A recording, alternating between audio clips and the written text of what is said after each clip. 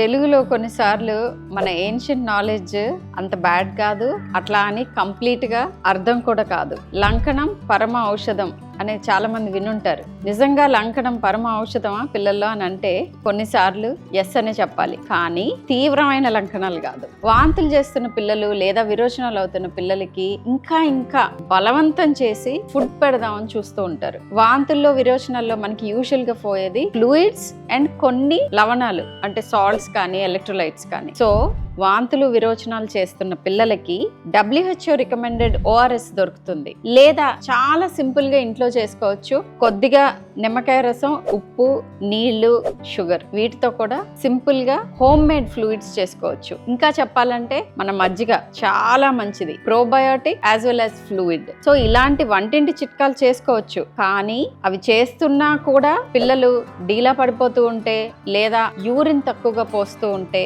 లేదా కడుపులో నొప్పి అని కంప్లైంట్ చేస్తా అంటే మాత్రం ఒకసారి కంపల్సరీ హాస్పిటల్కి తీసుకెళ్లాల్సిందే.